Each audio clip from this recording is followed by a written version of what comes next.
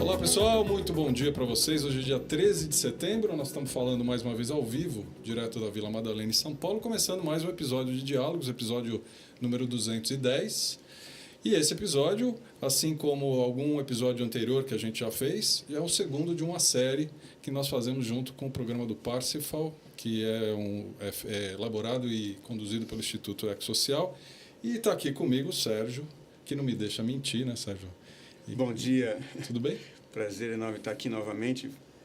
Nós tivemos aquela oportunidade aqui de fazer com o Fábio Barbosa o primeiro diálogo, né? Experiência nova para a gente de estar dialogando assim online, mas foi muito interessante, né? Ficamos bem felizes depois das pessoas conversando conosco, que também gostaram de ouvir, né? Depois ouviram gravado e gostaram muito. E estamos muito felizes de estar fazendo essa parceria com a Educartes, Ecosocial e Educartes. E estamos nós fazendo segunda rodada aqui. Segunda rodada. E hoje a gente tem... Atenção, Ricardo Abramovay. Seja bem-vindo, Ricardo. Obrigado. Prazer estar aqui. Prazer estar na Vila Madalena, que é talvez o bairro mais emblemático da economia criativa que se desenvolve em São Paulo. Esse lugar é um lugar de economia criativa, né? É porque as pessoas bebem à noite e daí elas ficam muito criativas. Né? Exatamente. Tem que sair do eixo. Exatamente. Seja bem-vindo. Então, e hoje a gente vai conversar sobre economia aqui com o Ricardo. Dentro da plataforma que nós criamos, do Parsifal 21, tem alguns temas que a gente quer elaborar para poder entender o que está emergindo na sociedade, né, que está emergindo no mundo e que impacto isso tem no negócio. Né? A nossa temática é o que está mudando no jeito de fazer negócio. A gente vai conversar sobre economia, mas acho que tem uma coisa que a gente precisa esclarecer antes de começar, que é, afinal de contas, o que é economia. Né? Quando a gente fala economia, para muita gente isso já remete a gráficos, números que as pessoas não entendem, e aí, em geral, a gente tem, nossa, a economia, não quero nem falar de economia. Então, Ricardo, acho que para a gente começar a nossa conversa aqui, eu queria pedir para você, o que é economia? Todo mundo que fez ao menos um semestre de economia na sua formação universitária aprendeu uma definição clássica, que é: economia é a alocação de recursos escassos entre fins alternativos. Ou seja, a economia é o que se ensina nas escolas, sempre te coloca diante de um dilema. O custo das coisas é calculado por aquilo que você, no fundo, deixa de fazer e poderia estar fazendo, porque os recursos escassos não são infinitos. Mas eu estou vendo pela expressão de vocês quanto essa definição é chata. Chata não ajuda muito. Olha aqui. Traduz para nós. Aqui. É enigmática. E, sobretudo, ela tem uma armadilha. Ela tem uma armadilha que foi colocada, talvez, pelo maior gigante do pensamento humano de todos os tempos, que foi Aristóteles. Aristóteles fazia uma distinção entre a economia, ou seja, o cuidado com a casa, a arte de cuidar da casa, a arte de levar adiante o cuidado com as pessoas, etc., por um lado, e a crematística, por outro. A crematística é a técnica que permite às pessoas ganhar dinheiro. Na Grécia Antiga, a economia era uma atividade levada adiante pelos cidadãos, e as decisões econômicas referentes ao bem-estar da ágora, ao bem-estar de todos, eram tomadas em situações de deliberação conjunta visando o bem comum. Ou seja, a economia, a característica fundamental da economia é que ela tinha uma relação íntima com a ética, ou seja, com as finalidades. Para que nós usamos os recursos que nós usamos? Quais são as finalidades desse uso? E a crematística, não é que Aristóteles dissesse que a crematística não presta, etc. Não, mas a crematística é diferente. A crematística ela é instrumental, ela é uma técnica, inclusive ela é levada adiante pelos metecos, pelos estrangeiros, e não exatamente pelos cidadãos. Qual é a consequência disso para nós? A consequência disso para nós é que a economia moderna, quando ela se desenvolve e desemboca nessa definição esquisita que eu dei no começo, definição que foi formulada claramente no século XIX. Essa definição consiste em separar economia e ética, alocação de recursos escassos entre fins alternativos. Não há nenhuma questão ética sobre para que esses recursos, por que esses recursos são escassos, em que medida eles são escassos, para que eles vão ser usados. Tudo se reduz a uma questão de cálculo, e de cálculo feito por quem? Pelo indivíduo. Quem é capaz de calcular a maneira como os recursos escassos são alocados? É a racionalidade do indivíduo. Cada um sabe o que é melhor para o seu bolso. E a soma disso resulta no sistema econômico. Essa visão é absolutamente trágica e desembocou, um século e meio após ela ter sido formulada, em mudanças climáticas, erosão da biodiversidade, destruição de ecossistemas numa escala que ameaça a própria espécie humana. Então, por que eu estou dizendo isso? Porque um dos grandes desafios que nós temos pela frente, e esse desafio está sendo enfrentado por vários grandes nomes da economia global, é exatamente reunificar ética e economia. A economia nasce da pena de um professor de ética, que é Adam Smith, que antes de escrever A Riqueza das Nações, escreveu A Teoria dos Sentimentos Morais, que é um livro a respeito, no fundo, da solidariedade humana. Será que a economia pode se colocar a serviço da solidariedade, da colaboração humana? Ou a economia vai continuar sendo essa ideia de que cada um vai cuidando dos seus interesses e o mercado vai se encarregar de fazer com que isso resulte em mais riqueza e, supostamente, portanto, em mais bem-estar?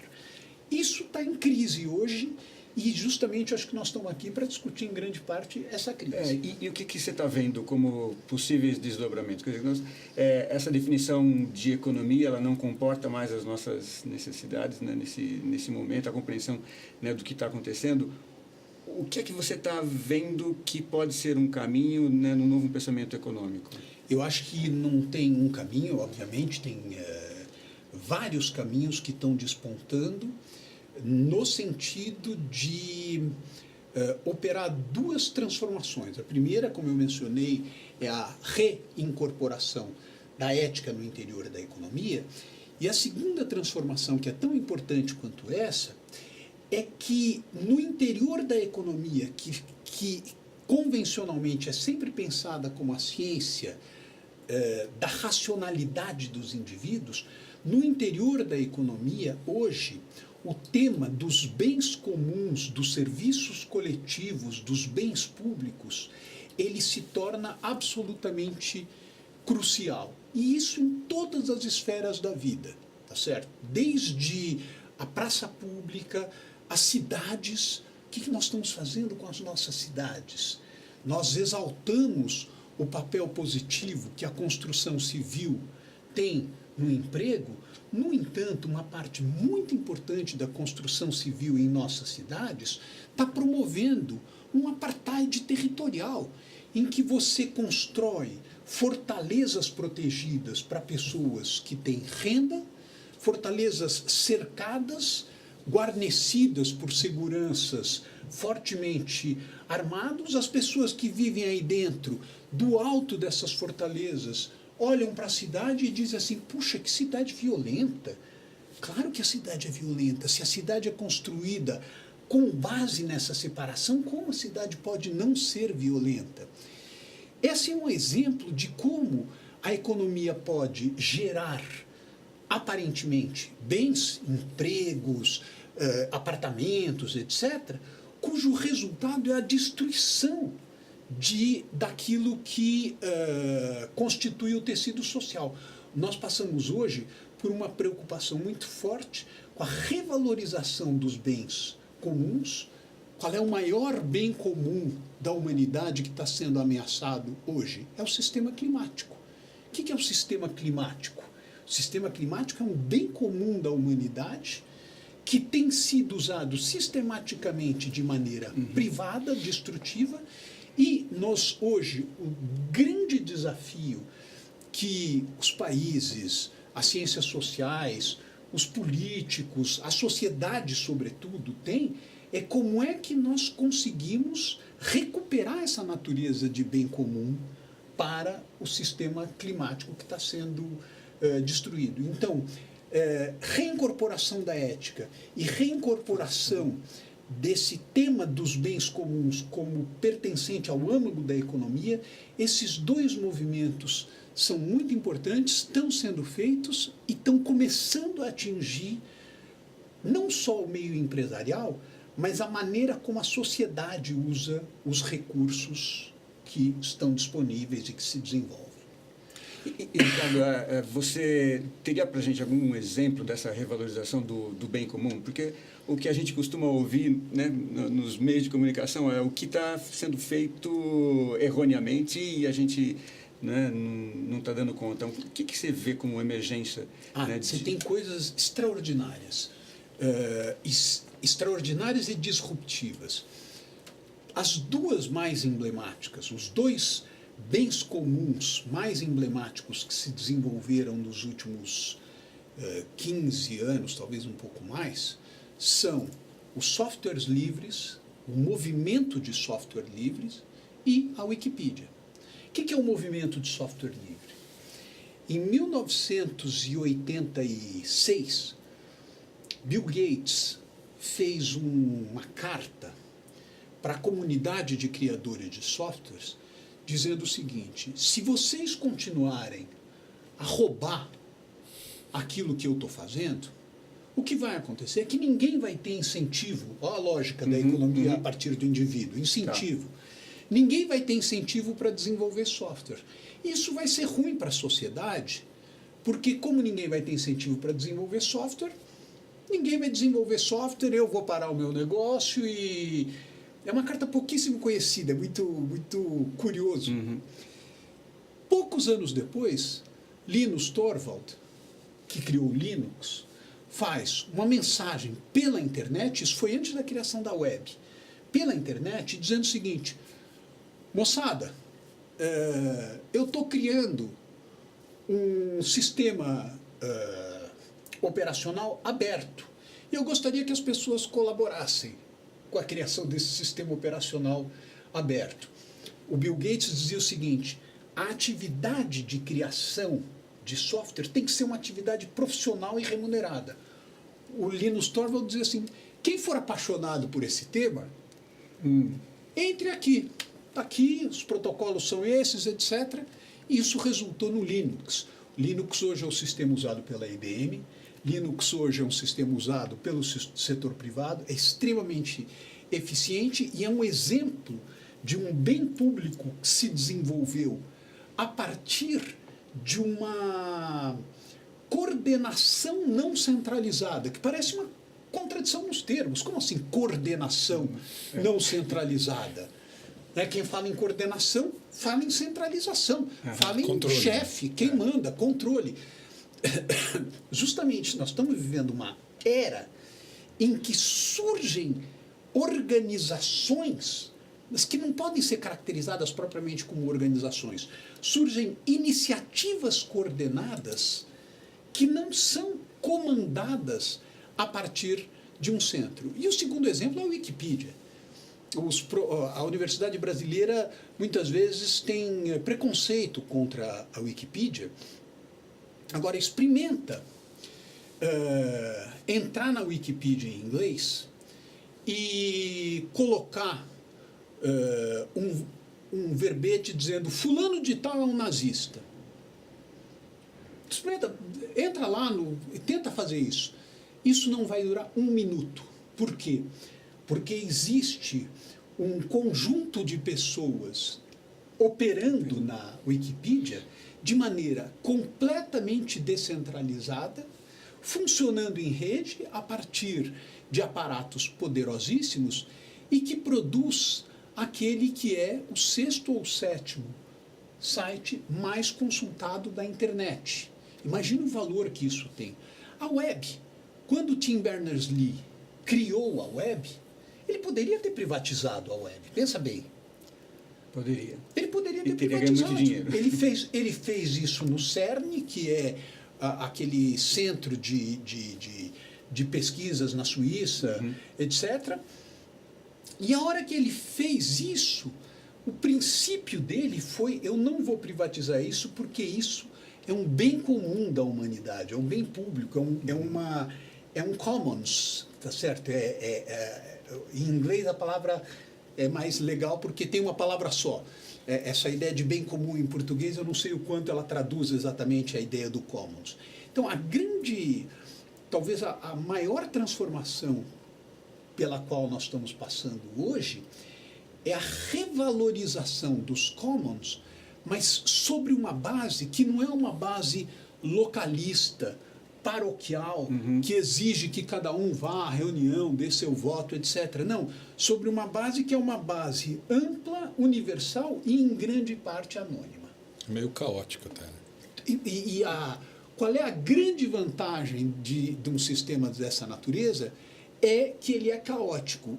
Ou seja, contrariamente aos sistemas que vigoraram desde a Revolução Industrial, mas sobretudo desde o século XIX, e que dominaram o século XX, em que você tem especialistas em inovação, esse é um sistema que convive muito melhor com o erro. Exatamente porque ele, de certa forma, borra as fronteiras entre o profissionalismo e o diletantismo.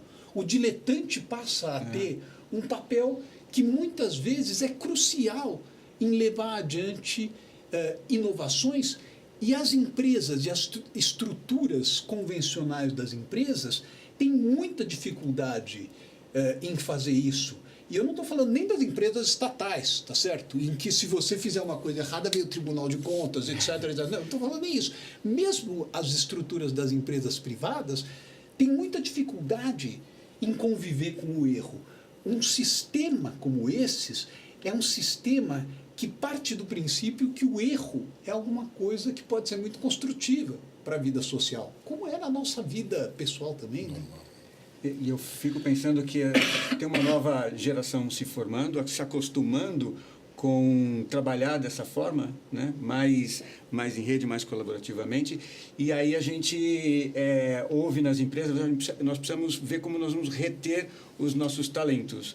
Né? Como é que você vai reter gente que está acostumada a trabalhar livremente, colaborativamente, dentro de uma estrutura que é de bastante hierárquica, bastante controle. Até a palavra é forte, né? Reter é até uma palavra agressiva. Me lembra um pouco quando, na época gloriosa da luta pela reforma agrária, eu lembro de um senhor que foi presidente do INCRA, José Gomes da Silva, uma figura extraordinária, e uma das coisas que uma parte do pessoal que lutava pela reforma agrária dizia: tem que fixar o homem ao campo. E o Zé Gomes dizia o seguinte: você fixa postes, você não fixa pessoas. Você não retém pessoas. Quer dizer, ainda mais essa juventude que está lidando com esses aparatos. Claro, você ainda tem jovens cuja ambição é sair da faculdade, ter um emprego 8 horas por dia, etc, etc. Agora, uma parte muito importante da juventude está passando por situações que se caracterizam, pela necessidade cada vez maior de experimentar, e 2, pela necessidade de fazer trabalhos que tenham sentido. No Chile, criou-se uma organização chamada Pegas com Sentido. Pegas, em espanhol, do Chile, e esse é um problema dessa expressão, só o Chile tem isso, é trabalho. Então, o que é Pegas com Sentido? São jovens que perceberam que havia uma demanda vinda de pessoas recém-formadas e que diziam aquilo que muitas vezes eu ouço na escola: eu não quero simplesmente fazer um trabalho instrumental durante a semana e aí chegar no fim de semana e dizer, agora eu vou viver minha vida. Essa cisão entre a vida sem sentido, entre a vida com sentido e o trabalho sem sentido, essa cisão é uma cisão cada vez menos aceitável para a geração de hoje. Essa visão ela, digamos assim, marca a civilização ocidental, sobretudo a partir dos anos 50, mas hoje em dia os jovens, uma parte grande dos jovens estão querendo fazer coisas que tenham sentido, que tenham sentido pessoal, que tenham sentido ético, que tenham sentido social. E isso muda completamente, eu acho que nós brasileiros ainda não nos demos conta, as próprias necessidades de formação da chamada mão de obra, que hoje em dia eu acho que é uma palavra quase inaceitável. E eu vou te dar um exemplo. O Media Lab do MIT criou uma organização chamada Fab Lab, Fabulous Laboratory ou Fábrica Laboratório. O que são os Fab Labs? Os Fab Labs são unidades nas quais existem dispositivos digitais, não só computador, impressora, etc., mas impressora em 3 dimensões, máquinas de corte a laser, e esses dispositivos ensinam os jovens não a trabalhar numa indústria, mas a fabricar as coisas com relação às quais eles têm ideias inovadoras. Hoje, no mundo, existem mais de 1000 Fab Labs. A cidade de Xangai, na China, tem 100 Fab Labs. O Rio está começando a ter o primeiro Fab Lab agora. Eu espero, francamente, que isso se desenvolva no Brasil e que isso modifique a visão que nós temos a respeito do que é preparar as pessoas para o mundo do trabalho. É incrível, essa mudança é incrível. Ricardo, eu queria voltar um pouquinho ao tema da economia. Quando a gente está falando de nova economia, surgem várias nomenclaturas, inclusive essa própria de nova economia, mas também economia colaborativa, economia criativa, e você também, num texto que eu acabei de ler, está falando de economia híbrida. Será que você podia dar uma esclarecida para a gente esses nomes, Deixa esses títulos? Começar pela economia híbrida, porque, sobretudo nesse momento que nós estamos vivendo agora, acho que esse é um tema muito quente. O que marca a economia a partir do século XIX, durante todo o século XX, mas, sobretudo, durante a consolidação do estado de bem-estar na Europa, no Japão, nos países desenvolvidos, são as diferentes maneiras como se combinam Estado e mercado. E esse parece ser uma espécie de segredo, uma espécie de quase de pedra filosofal para você descobrir como é que a sociedade se organiza na oferta de bens e serviços. Tudo depende da relação entre Estado e mercado, disso vão decorrer várias opções ideológicas, etc. É claro que o Estado é absolutamente indispensável e sem Estado não existe mercado. A ideia de que o mercado é autônomo, etc., resulta em máfia, em caos no pior sentido da palavra. Só que o que nós estamos vivendo hoje é uma coisa diferente. É a emergência, de um lado, de uma aspiração de transparência na vida econômica e, de outro lado, uma aspiração de participação na vida econômica. Essa participação, ela se faz não só por meio de protestos contra práticas injustas, abusivas, etc., mas essa participação se faz por meio da capacidade que as mídias digitais oferecem para as pessoas, de que elas passem a oferecer bens e serviços que até então eram oferecidos por unidades organizacionais centralizadas, hierarquizadas e burocratizadas. Isto já aconteceu com a indústria da música, com a indústria da comunicação. Eu tenho certeza, né? Tá certo, que as pessoas que estão... Olha nós aqui. O exemplo somos nós mesmos aqui. Nós mesmos. Quer dizer, o que nós estamos fazendo aqui...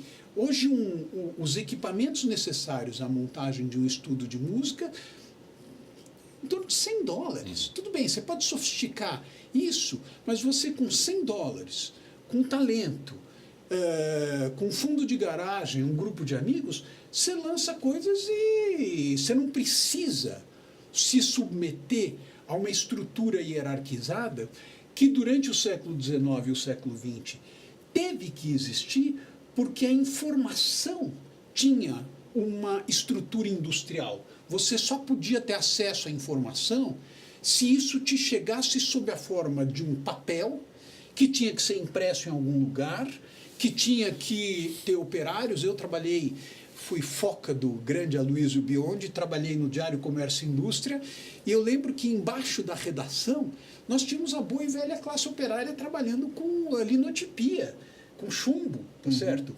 Esse mundo industrial da informação foi sepultado, acabou. A mesma coisa acontece com a música, a mesma coisa acontece com a... Claro, os jornais vão desaparecer. Eu não sei se os jornais vão desaparecer, mas a crise econômica em que se encontram os jornais, ela tem muita relação com o fato de que os jovens hoje, como é que eles leem jornais, os jovens, aqueles que se interessam por atualidades, etc. Eles não leem jornal como nós assinando o jornal. Eu até hoje assino o jornal em casa, gosto de receber. O João Paulo I dizia que a nossa oração matinal é pegar o jornal e abrir. Né? Nós ainda temos esse hábito. Os nossos filhos, os nossos netos, absolutamente. Como é que eles se informam? Eles se informam pelo Twitter, eles se informam pelos sites, tá certo? E eles descobrem coisas que têm um interesse, muitas vezes, muito mais relevante do que aquilo que aparece nos jornais. Quer dizer, o grande interesse hoje dos jornais são algumas poucas reportagens, tá certo? Você tem alguns jornais que mantêm algumas poucas reportagens e artigos de opinião. Só que tanto essas reportagens como esses artigos de opinião estão na mídia. Portanto, essa é uma mudança fundamental em termos de nova economia.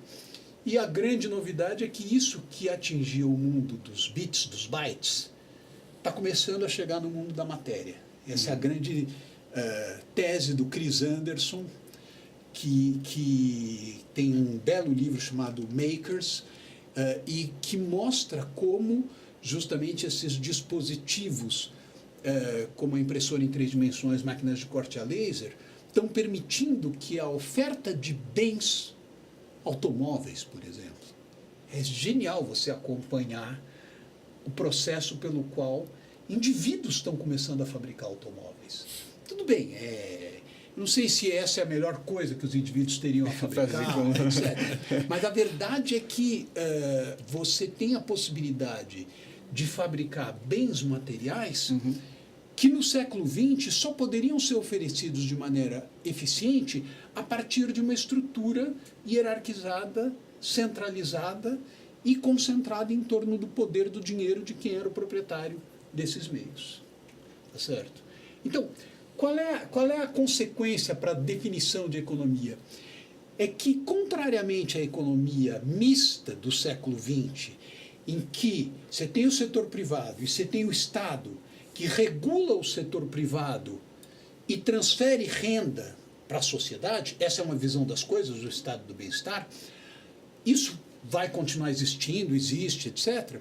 Nós estamos passando por um processo diferente, que é a capacidade que a sociedade tem e terá cada vez mais de entrar no mundo da economia. O mundo da economia até aqui tem sido uma espécie de caixa preta, cujo controle é reservado a quem tem dinheiro e a quem tem poder.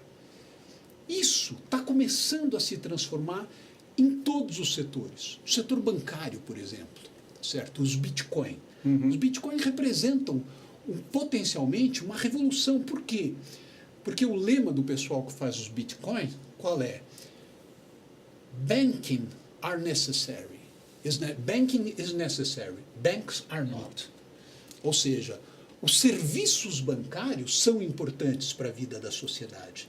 Talvez os bancos não sejam tão importantes para a vida da sociedade.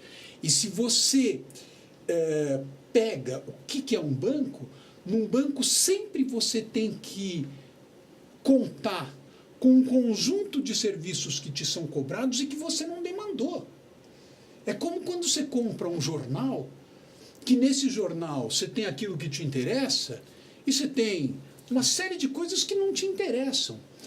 O Fred Wilson, que é um grande investidor e um cara que pensa sobre esses temas, fala que nós estamos passando por um momento do unbundle, ou seja, aqueles bens e serviços que eram oferecidos de maneira completamente integradas e não podiam ser oferecidos senão de maneira integrada, hoje eles se decompõem e se colocam a serviço das demandas das pessoas.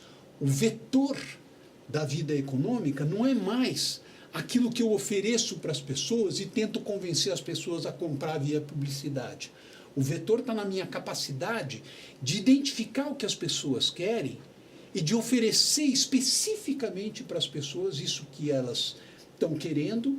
E a boa notícia é que as mídias digitais te permitem condições de ter um conjunto de informações a respeito do que as pessoas querem, que durante todo o século XX isso era feito no chute quase.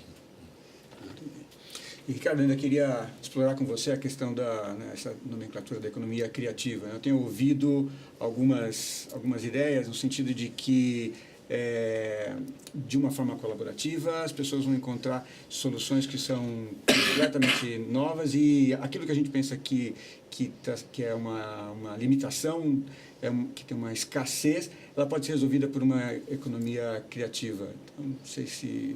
O que você tem duas coisas aí importantes. A primeira é que a economia tipicamente industrial, a economia que vem desde a Revolução Industrial e que dominou ainda o século XX, é uma economia da oferta, ou seja, como você precisa de estruturas muito poderosas e muito grandes para oferecer bens e serviços num preço que seja acessível a quem quer comprar, é uma economia do empurra.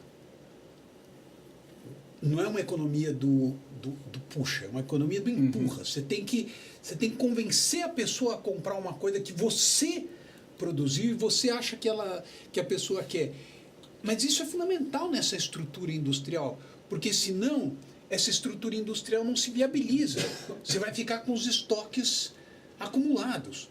O que aconteceu a partir dos 30 últimos anos do século XX para cá, tá certo? Nos últimos 50 anos, de certa forma, é que esse paradigma foi sendo transformado e hoje você tem condições de ser muito mais específico, como eu já disse, naquilo que você oferece para as pessoas. Só que uma parte muito grande da economia mundial continua voltada a produzir bens e serviços, commodities genéricos, generalizados e, em geral, cujos efeitos sobre a vida social são extremamente danosos, que é o caso dos combustíveis fósseis, por exemplo.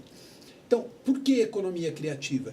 Economia criativa porque, exatamente como você tem que ser muito mais específico naquilo que você oferece, não se trata de você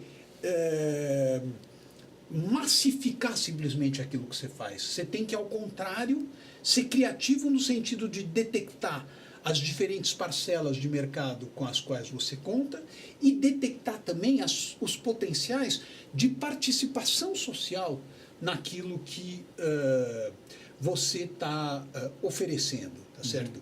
E isso te abre um caminho de descentralização econômica que não é compatível com a ideia típica de economia industrial, mas que é compatível, sim, com essa ideia de economia que alguns chamam de pós-industrial, e onde, esse que é o mais importante, quer dizer, a grande característica do nosso tempo é que aquilo que a Revolução Industrial fez com relação aos nossos músculos, a Revolução Digital está fazendo com relação ao nosso cérebro.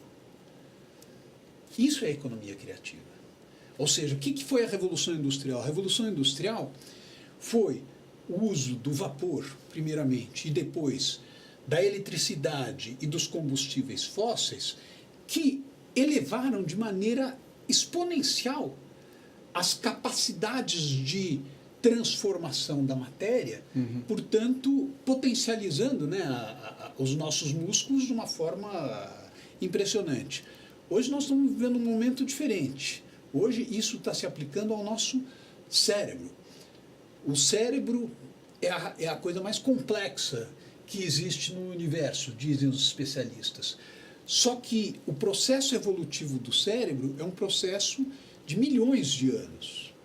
Enquanto que, como a potência computacional ela dobra pela lei de Moore a cada ano e meio, e como essa potência computacional opera num sistema de computadores, você tem um impacto disso sobre as possibilidades de uso da matéria, da cooperação social, que a gente ainda não começou sequer a vislumbrar. Isso é uma boa notícia do ponto de vista do desenvolvimento sustentável, porque, por exemplo, em matéria de energia solar, a junção entre nanotecnologias, redes inteligentes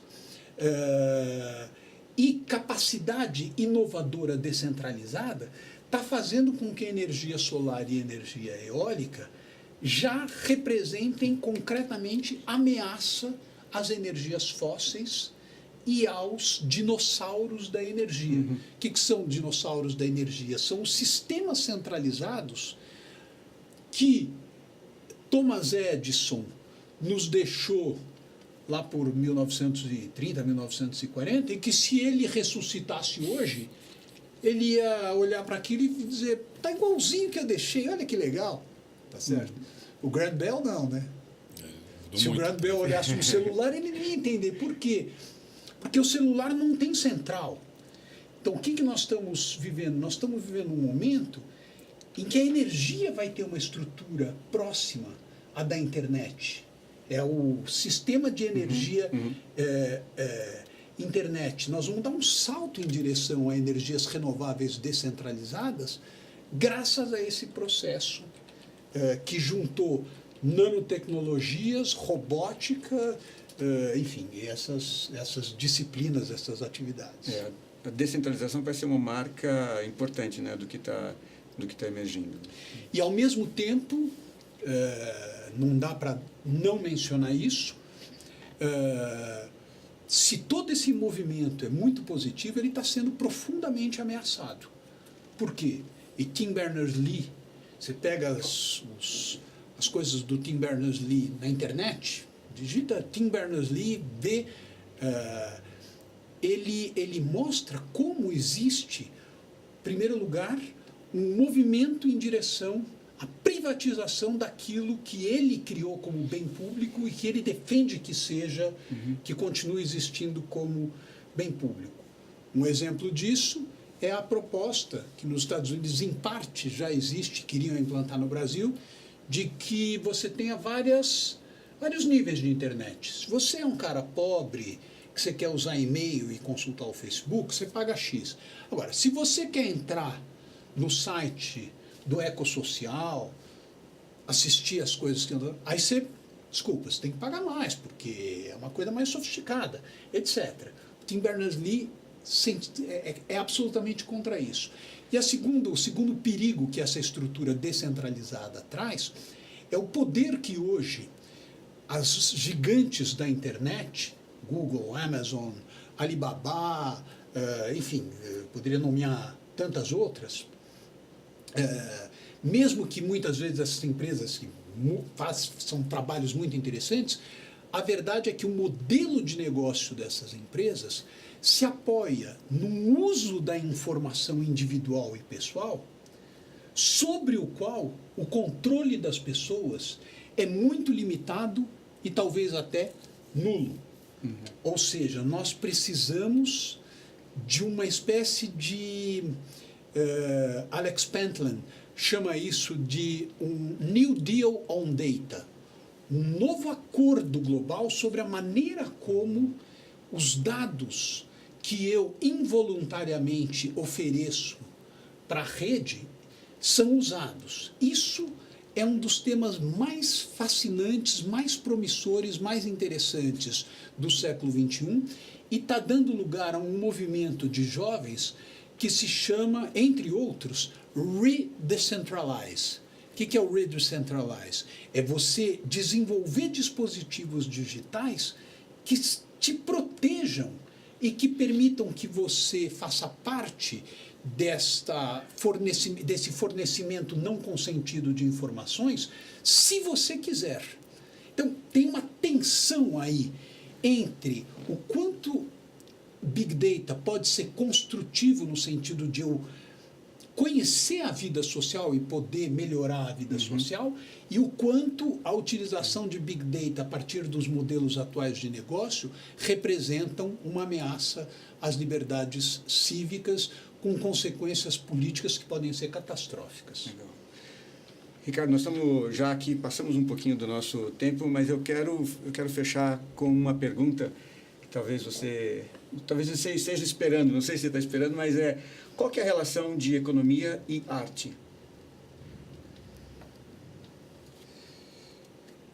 Você tem, de um lado, você tem economistas que se dedicam à economia da arte, no sentido de quanto vale uma obra, etc. Eu tive a felicidade de passar o mês de julho, 20 dias no Japão, e eu fui visitar uma exposição no Museu de Arte Moderna de Tóquio, que era muito interessante porque eles pegavam arte asiática e arte ocidental, mas o foco eram os preços das obras de arte pagos pelos colecionadores privados.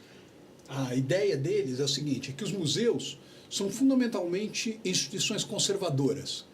Quem se atreve a errar na compra são os colecionadores particulares, tá certo? Então, e aí dos erros se acaba muitas vezes acertando e você chega talvez até a lançar tendência, né? Então era muito interessante porque esse é um tema que as pessoas têm vergonha de falar sobre dinheiro e arte, como se arte fosse uma coisa avessa ao dinheiro. Eu acho que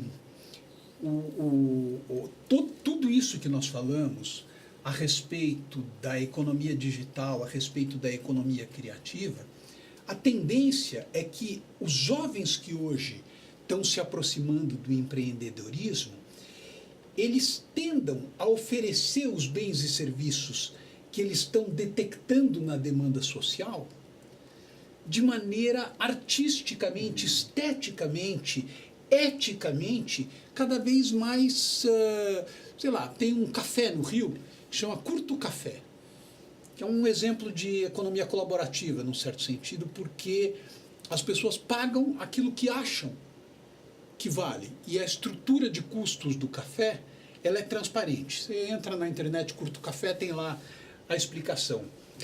É muito interessante, eu acho que é uma espécie de obra de arte contemporânea, o que esses jovens estão fazendo. Ou seja, cada vez que você está oferecendo bens e serviços, se essa oferta for inspirada por um design em cujo eixo haja princípios éticos, princípios referentes ao respeito aos ecossistemas, que é o caso da biomimética, que está tendo cada vez mais força, ou seja, você, em vez de você oferecer bens que transformam a natureza para se adaptar às necessidades humanas, ao contrário, você conhecer as dinâmicas naturais e oferecer bens a partir da inspiração das dinâmicas naturais.